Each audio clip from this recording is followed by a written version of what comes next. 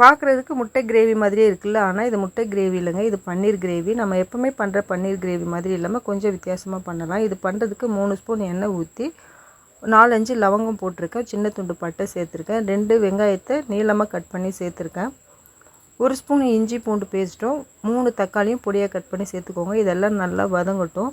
நல்லா வதங்கினதும் 2 பச்சை மிளகா சேர்த்துக்கோங்க. உங்களுக்கு காரம் அதிகமாக வேணும்னா நீங்கள் இன்னொன்று கூட அதிகமாக சேர்த்துக்கோங்க. கருவேப்பிலையும் ஒரு கை அளவு கொத்தமல்லியும் பொடியாக கட் பண்ணி சேர்த்துக்கோங்க. இதெல்லாம் நல்லா வதங்கி வரட்டும். நல்லா தக்காளி எல்லாம் மசிஞ்சிடணும். மசிஞ்சதுக்கப்புறம் தான் நீங்கள் 1 ஸ்பூன் அளவு மிளகாத்தூள் சேர்த்துக்கோங்க. 1 ஸ்பூன் இல்லை, 1 டீஸ்பூன் அளவு மிளகாத்தூள் சேர்த்துக்கோங்க. 1/4 ஸ்பூன் அளவு மஞ்சள் தூள் சேர்த்துக்கோங்க. இதெல்லாம் நல்லா ஒன்றா வதங்கி வந்ததும் தேவையான அளவு தண்ணி சேர்த்துக்கோங்க. தண்ணி இதெல்லாம் முழுகிற அளவுக்கு சேர்த்திங்கன்னா போதும், நிறைய ஊற்ற வேண்டாம். ஏன்னா நம்ம இப்போ தேங்காய் அரைச்சி ஊற்ற போகிறோம். இப்போ தேங்காய் அதில் ஒரு 3 துண்டு அளவு தேங்காய் எடுத்துருக்கேன்.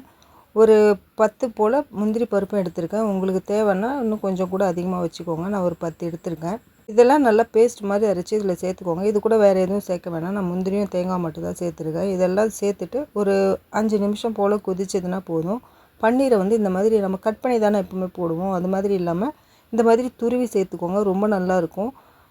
நீங்கள் முட்டை சாப்பிட்ற ஆளாக இருந்தால் பன்னீர் போடுறதுக்கு முன்னாடி 1 முட்டையோ இல்லை 2 முட்டையோ நல்லா உடச்சி ஊற்றிக்கோங்க. ஊற்றி எல்லாம் ஒன்றா கலந்து நல்லா வெந்து வந்ததுக்கப்புறம் இறக்கும்போது பன்னீரை போட்டு இறக்கிடுங்க. இந்த மாதிரி துருவி போடுங்க, சாப்பிட்றதுக்கு ரொம்ப நல்லாயிருக்கும். இது டிஃபன் ரைஸ் எல்லாத்துக்குமே ரொம்ப நல்லாயிருக்கும். இந்த ரெசிபி உங்களுக்கு பிடிச்சிருந்ததுன்னா லைக் பண்ணி, ஷேர் பண்ணி, சப்ஸ்கிரைப் பண்ணி சப்போர்ட் பண்ணுங்கள். அடுத்து இன்னொரு நல்ல ரெசிபியோட உங்களை பார்க்குறேன். தேங்க்யூ.